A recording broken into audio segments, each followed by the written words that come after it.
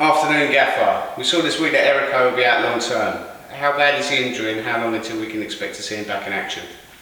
Yeah, he's torn his MCL and he's got damage to his meniscus. So in the process of getting an operation organised, we're hopeful that he will be back prior to Christmas. Obviously a big blow, he's been massive for us. We signed him late on, obviously made his sort of debut against Potter's Bar with immediate effect in terms of getting the goal, and I think he's played a massive part in our positive start. So gutted to lose him. He's great around the club, he's an infectious character, so I'll just create a mindset of he'll be a new signing come the new year. And going into tomorrow, Keith Hill became the first managerial casualty of the season. Has that affected your approach to tomorrow's game? Somewhat, I have to be honest with you. Obviously you're setting up in terms of with him still in the building. You watch their last few games and yes, they have chopped between two shapes, a 3-5-2 and a high 4-3-3. Used the same personnel in both shapes. They have similar ways of playing out through their back line or going into Nuttall.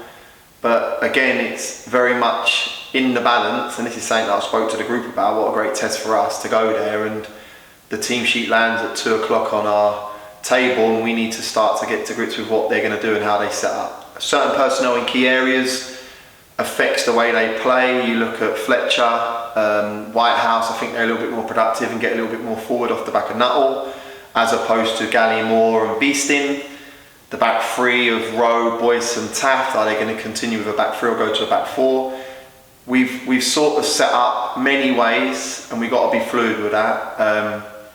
It's harsh in my opinion, he's 6 games in, but I spoke to him at the start of the week with regards to I'm gutted I'm not seeing him, and he come back with it's a ruthless game. And it is, but we need to go there with the focus of being open and proactive with what gets served up. Obviously they've got an interim manager in now and we need to ensure that we're focusing on what we can do and how we go about our game. Like you said, they've got an interim manager. Tony Daws has been appointed. How much do you know about him and what are you expecting him to put into the Scunthorpe squad tomorrow? I believe this is the 3rd or 4th time he's been interim manager. I think 2011, 2012, 2014 and 2022 being this year. I think he's been at the club since 2005 as an academy manager. I've got to be honest with you, I've got the analysis team to look at their under-18s games in the last few weeks just to get an idea of sort of how his style is.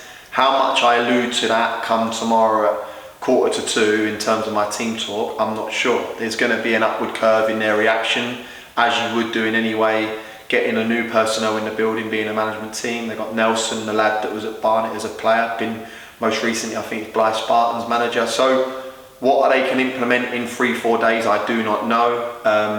If they're very similar to the way they've been set up in recent weeks, are they going there with a little bit more fun element and just getting the boys relaxed? I don't know. But unfortunately I can't control that.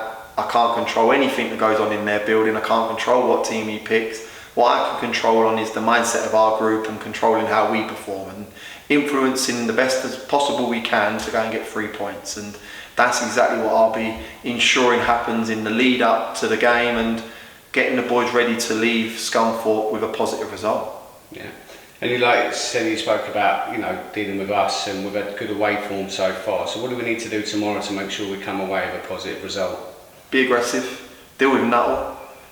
I think he's a complete forward. I spoke to the group about him. I think he's come down to this level and he's scored goals already in a team that haven't been performing, as you say.